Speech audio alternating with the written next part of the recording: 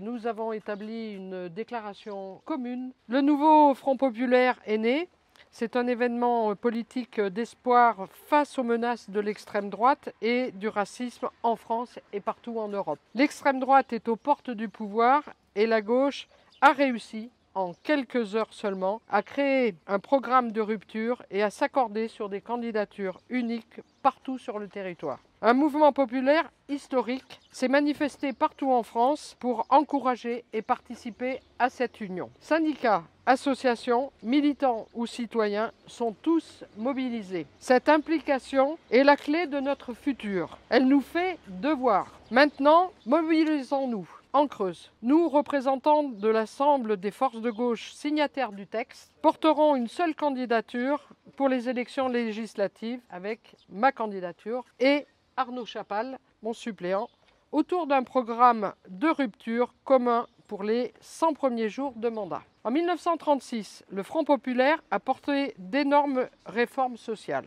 La réduction du temps de travail à 8 heures par jour, les congés payés, l'accès pour tous et partout à des services publics autrefois efficaces. Sans cette union, nous n'aurions pas de congés payés. Et je rappelle que cette conférence de presse, si nous avons choisi d'être ici, c'est bien justement pour la question de la défense de l'hôpital public et de la santé sur le territoire. C'est bien la gauche qui embellit la vie des citoyens et des citoyennes.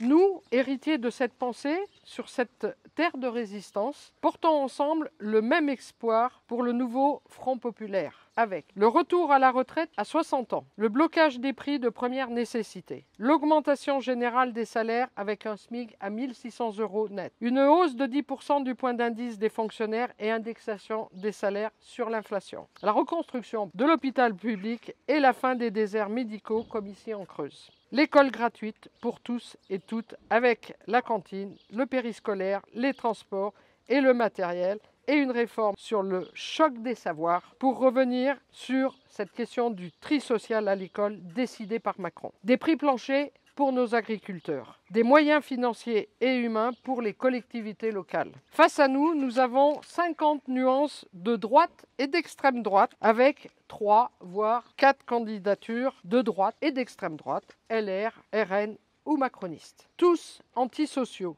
tous pour la casse des services publics, tous pour détruire l'hôpital public au profit du privé, tous contre la retraite à 60 ans, tous contre la hausse des salaires. L'alliance entre le RN et LR en Creuse valide finalement ce que nous disions depuis des années et qui s'illustre dans leur vote. Le RN vote contre les citoyens et les citoyennes. Le RN est capable de tout pour de sombres calculs politiciens de bas étage. Désormais, deux visions de l'avenir de la France se font face. Celle du Front national, antisocial et héritière de la sombre histoire de la Seconde Guerre mondiale. Et celle du Front populaire, au service des aspirations démocratiques, écologiques et sociales de notre peuple. Nous appelons l'ensemble des citoyennes et citoyens, élus, militants et sympathisants, à nous rejoindre dans cette lutte pour l'espoir. Pour cette élection, il faut une pleine mobilisation dès le premier tour, le 30 juin, et pour le second tour, le 7 juillet prochain. Mobilisons-nous, marquons l'histoire.